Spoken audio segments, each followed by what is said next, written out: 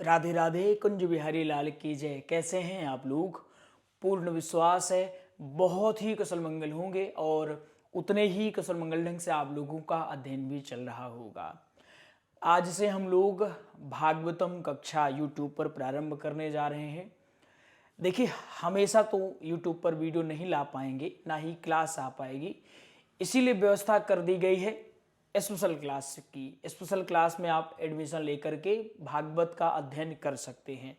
फिर भी समय निकाल करके या समय मिलने पर पूरा प्रयास करेंगे कि आपके लिए छोटी छोटी क्लास लेकर के आए, जिससे आपका अध्ययन रुके नहीं बल्कि चलता रहे। आपको क्लास के बारे में आगे जानकारी देंगे, नोट्स के बारे में भी आपको बताएंगे। आइए शुरू करते हैं हम आज की कक्षा। एकदम बेसिक से समझेंगे। हम ये मान के चल रहे हैं कि बिल्कुल नए लोग हैं, और अगर आपने पहले पढ़ा भी है तो यही मान लेना कि अभी हम फिर से सीखेंगे, क्योंकि हर बार जब हम पढ़ाएंगे तो कुछ न कुछ नया ही आपको पढ़ाने वाले हैं। देखिए, ये जो कक्षा है, कौन सी कक्षा है? भागवत की कक्षा है, भागवतम कक्षा। और आप सभी जानते हैं कि भागवत कितने दिन हम करते हैं? भागवत करते हैं 7 दिन। ठीक, इस 7 दिन की मूल कथा होती है, और जो कथाकार होते हैं उनको क्या कहा जाता है? उनको कहा जाता है वक्ता। ठीक है, और ये जो भागवत महापुराण है, इसमें 18,000 श्लोक हैं। कितने? 18,000 श्लोक हैं और 335 अध्याय है। और अगर स्कंद की बात की जाए तो इसमें कितने स्कंद है? 12 स्कंद हैं। ठीक है, और इस भागवत महापुराण में 2 महात्म हैं। कितने महात्म हैं? 2 महात्म। एक महात्म 6 अध्याय का है और एक महात्म 4 अध्याय का है। कितने अध्याय का? 4 अध्याय का। जो शुरू में आप महात्म 6 अध्याय का पढ़ते हैं, जिसमें गोकर्ण धुंधकारी की कथा है, भक्ति महारानी की कथा है, इसको पद्म पुराण से लिया गया है। किस पुराण से? तो कहीं नोट डाउन करिएगा कि जो भागवत का महात्म है, लिख लीजिए, भागवत का महात्म्य जो है ना, ये कहां से लिया गया है? ये लिया गया है पद्म पुराण के उत्तर खंड से। किस खंड से? उत्तर खंड से लिया गया है। ठीक है, तो सबसे पहले महात्म बताया जाता है, और ये महात्म जो है, महात्म का शाब्दिक अर्थ होता है महिमा का वर्णन करना, या किसी के बारे में इतना बता देना कि सुनने वाले ये समझ सके कि जो हम सुन रहे हैं वो आखिर क्यों सुन रहे हैं। जैसे मान लीजिए आपके यहाँ कोई आता है तो सबसे पहले आप उनका परिचय देते हैं, और परिचय के बाद ही ये तय हो पाता है कि इनका रहने का स्थान कहाँ होगा, इनके लिए भोजन की व्यवस्था कैसी होगी। लगभग अगर देखा जाए तो इसी प्रकार होता है। परिचय जिसको बोला जाता है, परिचय के बाद ही प्रेम बढ़ पाता है। तो इसी प्रकार कोई भी आप पुराण उठा करके देखिए, उसमें महात्म व्याख्या विशेष जोर दिया गया है कि की जाए। क्यों? ताकि उस कथा के प्रति श्रोताओं के मन में प्रेम जागृत हो सके, रुचि पैदा हो सके। ठीक है, तो हम प्रयास करेंगे कि इस कक्षा के दौरान आपको क्या क्या बताएं। इस कक्षा के दौरान हम आपको प्रसंग बताएं, इसके साथ साथ हम प्रसंगानुकूल जो दृष्टांत दिया जाता है, दृष्टांत का अर्थ होता है उदाहरण देना या एग्जाम्पल। ठीक, तो जो दृष्टांत दिया जाता है वो हम प्रयास करेंगे। इसके साथ साथ जो महत्वपूर्ण श्लोक हैं वो हम प्रयास करेंगे कि आपको बताएं, महत्वपूर्ण श्लोक, और प्रयास करेंगे कि बीच बीच में आपको कुछ भजनों की भी जानकारी देते रहें। लेकिन हम जो कथा सीखेंगे वो कैसी होगी? मर्यादित कथा, या यूं कहें कि जो हमारी पद्धति है, जो हमारी मूल पद्धति है, उस पद्धति के साथ हम प्रयास करेंगे कि आपको भागवत कथा का अध्ययन करवाया जाए। ठीक, अब देखिए, जो प्रथम दिवस की कथा होती है तो वो उसमें लगभग महात्म ही कहा जाता है, महात्म बताया जाता है। और उससे पूर्व क्या होता है वो आपको बताएं। आप सभी जानते हैं कि जो व्यासपीठ होती है उसमें क्या करना है, हमने कई बार बताया, परंतु कक्षा आज प्रारंभ कर रहे हैं तो बेसिक चीजें आपको इसके बारे में बता देते हैं। देखिए, ये मान लीजिए कि ये पूरा मंच है और यहाँ पर एक व्यासपीठ निर्मित है। एक वक्ता जब यहाँ पर जाएं तो उनको क्या क्या करना चाहिए, इसके बारे में हम आपको थोड़ा सा समझा देते हैं। लेकिन इससे पूर्व आपको हम जो नवीनतम बैच है उसके बारे में बता देते हैं। ये हमारा नवीनतम बैच है जिसका नाम है संकल्प बैच, और इस संकल्प बैच के माध्यम से आप साप्ताहिक भागवत कथा का अध्ययन बेहतर ढंग से कर सकते हैं।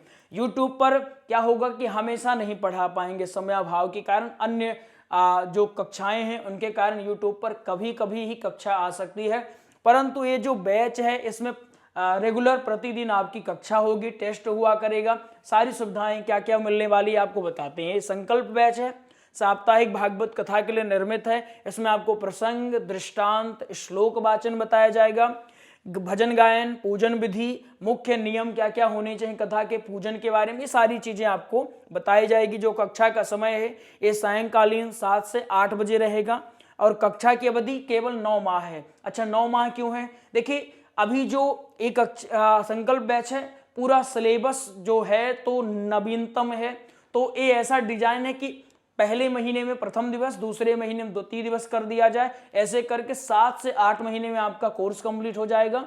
और जो बचेगा 1 महीना उसमें ये बता दिया जाएगा कि आप प्रचार अपना कैसे करोगे। एडमिशन अगर आपको लेना होगा तो इस नंबर में आप कॉल कर लीजिएगा, नंबर है 8269386376, इसमें कॉल करेगा, आपका एडमिशन हो जाएगा। इसकी खास बात यह होगी कि आपको सोमवार से शनिवार तक कक्षा मिलेगी, आप लाइव के दौरान जुड़ेंगे, पढ़ेंगे, इसके साथ साथ ऑडियो कोर्स भी मिलेगा। अगर कभी कभार मिस हो जाता है तो वो आप देख सकते हैं। अच्छा, कक्षा कैसी होगी? आपके स्क्रीन पर एक वीडियो चल रही होगी, हम पढ़ाएंगे और आप लोग अपने घर पे बैठ करके सुंदर ढंग से अध्ययन का काम कर सकते हैं। इस वीडियो में आप देख सकते हैं हम कुर्सी पर बढ़िया बैठे हुए हैं, और जो विद्यार्थी वो अपने घर पर बैठ करके सुंदर ढंग से भागवत कथा का अध्ययन कर रहे हैं। सोमवार से शनिवार तक कक्षा होगी और रविवार को टेस्ट होगा, मतलब पूछा जाएगा कि आपने जो अभी तक पढ़ा है उसको आप सुनाइए, एक एक करके सारे बच्चों को सुना जाएगा। ऐसा नहीं होगा कि एक बच्चे से सुना बाकी बच्चे का नंबर ना है, सारे बच्चों का समय समय पर नंबर आया करेगा ताकि वो बोलने का अभ्यास भी कर पाए। देखिए, मुख्य रूप से इस कक्षा में यही फोकस किया जाएगा कि आपको ये बताया जाए कि आखिर बोलना किस प्रकार से है, किस प्रकार से कथा होनी चाहिए, कथा की मूल शैली क्या होनी चाहिए। क्योंकि रटने का मामला अगर होता है तो सब रट लेते हैं, परंतु कक्षा में क्या बताया जाएगा, किस प्रकार से आप वक्तव्य दोगे, किस प्रकार से आप चीजों को रखोगे, कहाँ कैसा दृष्टांत लगेगा, कहाँ पर आपको किस प्रकार से प्रसंग बोलना है, कैसे भाव लाना है, ये तमाम चीजें आपको बताई जाएंगी। ठीक, तो एडमिशन आप ले सकते हैं। आइए हम प्रवेश करते हैं अपनी मूल कथा में। अब आप कल्पना बस इतना करिएगा, आपको हमने शुरुआती चीजें बता दी कि भागवत क्या है, भागवत के बारे में जो छोटी छोटी चीजें हैं उनको हमने बता दिया, बाकी हम कक्षा के दौरान पढ़ने का काम करेंगे। अभी हम एकदम और जीरो से चले जाएं, चाहे जीरो से चलो और जीरो से हम मान के चलते हैं कि एक कोई वक्ता है, कथाकार है, कहीं भागवत हो रही है, ये वक्ता है, ठीक है।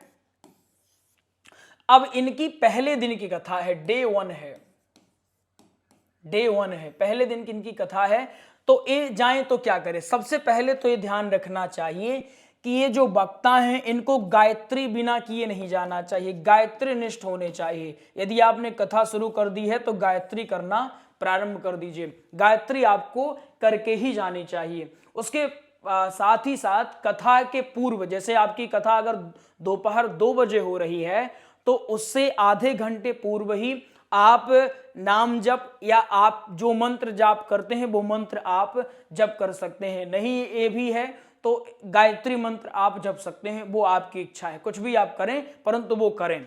तो पहला काम तो ये है, स्नान बिना किए नहीं बैठना है। इसके साथ ही साथ भागवत महापुराण के अनुसार एक वक्ता अगर संभव हो, बहुत गहरी चीज और छोटी चीज बता रहे हैं, संभवतः जो लोग इसकी चर्चा भी नहीं करते, लेकिन हमारा ये मानना है कि शून्य से बताओ, शून्य से लेकर के शिखर तक बताना चाहिए। तो आज शून्य समझ लीजिए, धीरे धीरे धीरे धीरे शिखर तक भी चढ़ने का हम लोग प्रयास करेंगे, हमारा यही मानना है। हम ये मान के चलते हैं कि अगर हमारी कक्षा कोई ऐसा बच्चा ले रहा है जो बिल्कुल नहीं जानता, उसको भी बढ़िया समझ में आए, और जो जानते हैं उनको बढ़िया समझ में आए, ठीक। तो हमें मानते हैं कि इनको क्या करनी चाहिए, गायत्री करनी चाहिए। अधिकांश लोगों का ये सवाल होता है कि क्या इन 7 दिनों तक व्रत रहें। नियम कहता है कि अगर संभव हो, क्या हो, संभव, यहां शब्द जुड़ा है, अगर संभव हो तो आपको क्या रहना चाहिए, व्रत अवश्य रहना चाहिए, है ना, आपको व्रत अवश्य रहना चाहिए। और अगर संभव नहीं है तो फिर क्या करो, आप व्रत कैसा रहो, फलाहार में रहो। और फलाहार भी संभव नहीं है तो फिर कैसे रहो, एक समय का भोजन करो। कैसे करो, एक समय का आप भोजन करो, ठीक, एक समय आपने भोजन किया और एक समय आप फल में चल रहे हो, ऐसा आपको करना चाहिए। ये भी संभव नहीं तो फिर अगर आप जवान हो और फिर कह रहे हो कि संभव नहीं, तो फिर तो गड़बड़ मामला है, फिर संभव बनाओ। हाँ, अगर आपकी कुछ अवस्था अधिक हो चुकी है तो फिर हो सकता है कि दोनों समय भोजन लो, लेकिन थोड़ा समय का गैप करके, जैसे अगर 2 बजे कथा हो रही है तो प्रयास आप करो कि 10 बजे से पहले भोजन करके थोड़ा सा विश्राम आप कर लो। या फिर ऐसा कर सकते हो कि पहले शिफ्ट आप फलाहार में रहो, कथा करके आओ, उसके बाद आप भोजन ले सकते हो, ठीक, ऐसा बात हो गई। अब मान के चलते हैं कि वक्ता व्यास पीठ की ओर जा रहे हैं, हम पीठ लिख दे रहे हैं, आप समझ जाइएगा। ये क्या है, ये मंच है। मंच और व्यासपीठ में अंतर आप जानते हैं ना, ये मंच है और ये व्यासपीठ है। व्यासपीठ जो है, व्यासपीठ में हमेशा प्रयास करना चाहिए कि एक ऐसे व्यक्ति को बैठाना चाहिए या एक ऐसा व्यक्ति बैठे जो धर्मनिष्ठ हो, वेद को जानता हो, पुराणों को जानता हो, शास्त्रों को जानता हो, ऐसे ही व्यक्ति को व्यासपीठ पर बैठना चाहिए, वही अधिकारी होता है। इसके बाद हम मान के चलते हैं कि वक्ता यहां पहुंचते हैं तो सबसे पहले इनको जाकर के सीधे धड़ल्ले से बैठना नहीं है कि व्यासपीठ देखा तो दौड़ क्या कूद करके बैठा, रे वाह बहुत बढ़िया मिल गई व्यासपीठ, बैठना नहीं है। तो क्या करना, सबसे पहले आप व्यासपीठ का पूजन करो।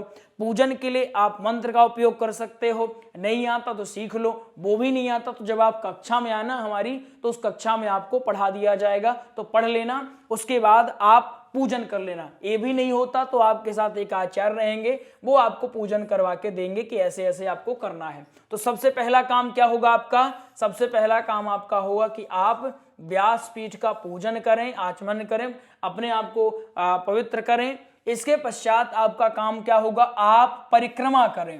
क्या करें, आप परिक्रमा करें, लिख लीजिए कहीं पर, परिक्रमा।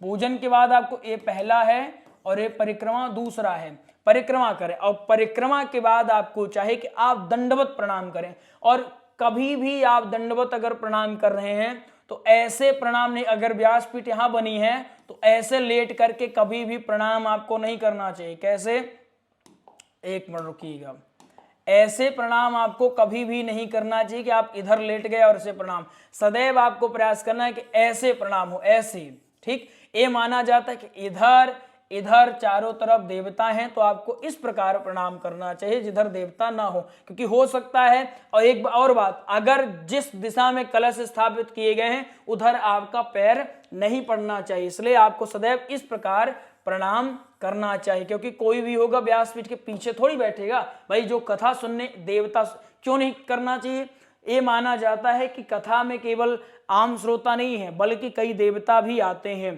तो सूक्ष्म रूप धारण किए हैं, लेकिन वो कभी व्यासपीठ के पीछे नहीं बैठेंगे। जो बैठेंगे तो कहाँ बैठेंगे, समक्ष, ऐसे सामने बैठेंगे, इधर बैठेंगे या इधर बैठेंगे। तो आपको सदैव कैसे प्रणाम, इधर प्रणाम करना है कि आपका इधर, यहाँ पैर आपका इधर हो और आपका जो सर है तो सर आपका इधर हो। तो इस प्रकार आपको प्रणाम करना चाहिए, दंडवत प्रणाम। और उसके पश्चात फिर खड़े होकर के अपने श्रोताओं का अभिवादन आपको करना चाहिए।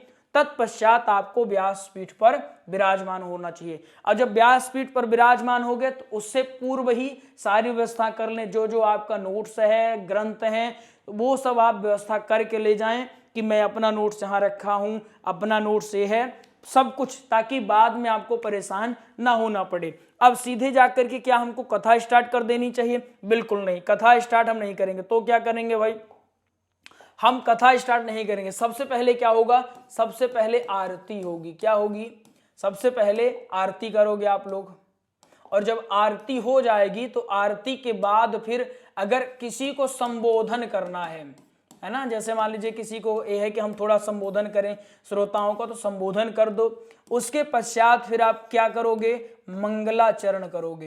क्या करोगे, मंगलाचरण करोगे। और जब मंगलाचरण आपका हो जाएगा उसके बाद क्या करोगे, उसके बाद आप अभिवादन करोगे अपने श्रोताओं का, अपने यज्ञवान का। ठीक है, अभिवादन करोगे। अभिवादन के बाद फिर आप क्या करोगे, कथा प्रारंभ करोगे। अच्छा, एक चीज और है, आप मंगलाचरण के बाद संकीर्तन कर सकते हो, है ना, संकीर्तन करने का भी है, संकीर्तन। अच्छा, संकीर्तन अभिवादन के बाद भी हो सकता है और मंगलाचरण के बाद भी किया जा सकता है, ये सारी चीजें हैं। इसके बाद फिर आप अपनी मूल कथा प्रारंभ कर सकते हो। ठीक है, और ये मूल कथा कैसे प्रारंभ होती है, ये मूल कथा प्रारंभ होती है एक प्रश्न से। वो प्रश्न क्या है कि महाराज, कलयुग में जो लोग हैं या जो वैष्णव जन हैं वो कलिकाल से बचने के लिए क्या करते हैं, अथवा जो वैष्णव जन हैं वो भगवान की भक्ति पाने के लिए क्या करते हैं, वो माया मोह से दूर किस प्रकार रहते हैं और माया मोह को पीछे छोड़ करके किस प्रकार भगवान का भजन करते हैं, यह मुझे आप बताइए। अथवा किस प्रकार से भजन किया जा सकता है, ये आप मुझे बताइए। किसने प्रश्न किया, सौनक जी ने प्रश्न किया, यहीं से प्रारंभ होती है, सौनक जी। अच्छा, एक और बात समझ लीजिए अभी। अच्छा, ये सौनक जी किससे प्रश्न करते हैं, ये सूत जी से प्रश्न करते हैं। सौनक जी सूत जी से प्रश्न कर रहे हैं। एक आपने देखा होगा कुछ लोगों को कि भागवत का प्रथम श्लोक अगर आप उनसे पूछिए तो वो क्या कहते हैं, वो कहते हैं सच्चिदानंद रूपाय विश्वोत्पत्त्यादि हेतवे तापत्रय विनाशाय श्री कृष्णाय वयं नमः। इसको कहते हैं कि प्रथम श्लोक है, परंतु ये भागवत का प्रथम श्लोक नहीं है, ये भागवत महात्म का प्रथम श्लोक है। भागवत का प्रथम श्लोक कौन सा है, भागवत का प्रथम श्लोक कौन सा है भाई, भागवत का प्रथम श्लोक है जन्मादेस्य यतोन्वयादितरतस् चार्थे स्वभिज्ञः स्वराट। ये भागवत कथा का प्रथम श्लोक है जिसे आप मंगलाचरण के नाम से भी जानते हैं। ये भागवत का प्रथम श्लोक है और जो आप सच्चिदानंद रूपाय पढ़ते हैं ये भागवत के महात्म्य का प्रथम श्लोक है। ठीक, तो आज आपको कुछ बेसिक चीजें। अच्छा, सौनक जी ने जो प्रश्न किया, सौनक जी ने प्रश्न क्या किया कि जो वैष्णव हैं, कौन है, जो वैष्णव हैं, तो वैष्णव जन माया मोह से दूर होने के लिए या बचने के लिए क्या करते हैं, ये सबसे पहले प्रश्न किया गया। इससे पहले क्या है, इससे पहले सुखदेव जी का वर्णन है। समझ में आया, फिर से समझाएं, कोई टेंशन नहीं लेना है, बिल्कुल हमारी कक्षा में प्रेशर लेने की आवश्यकता नहीं भाई। अगर विद्यार्थी प्रेशर ले रहा है इसका मतलब गुरु योग्य कम है, तो आपको हम एकदम बेसिक समझाते हैं। मंगलाचरण कर लिए ना, हो गया, संकीर्तन हो गए, अब कथा में प्रवेश करना है तो सबसे पहले क्या करोगे, अभिवादन करोगे। तत्पश्चात आप सच्चिदानंद रूपाय यह श्लोक बोलिएगा और श्लोक बोलने के बाद सच्चिदानंद रूपाय श्लोक की व्याख्या करेगा। क्या व्याख्या करोगे, सच्चिदानंद स्वरूप भगवान श्री कृष्ण को हम नमस्कार करते हैं जो तीनों प्रकार के तापों का नाश करने वाले हैं। सच्चिदानंद, सच्चिदानंद मतलब सत घन चित घन आनंद। सत क्या है, सत कहा गया है श्री कृष्ण को। किसको कहा गया है, भगवान श्री कृष्ण को। और चित माने हमारी बुद्धि, क्या, हमारी बुद्धि। और आनंद माने जानते हैं क्या होगा, आनंद वो, यहां जो आनंद है तो आनंद माने वह सुख, वह परम सुख, परम सुख जिसे पाने के बाद कोई इच्छा ना रहे। क्या ना रहे, कोई इच्छा ना रहे।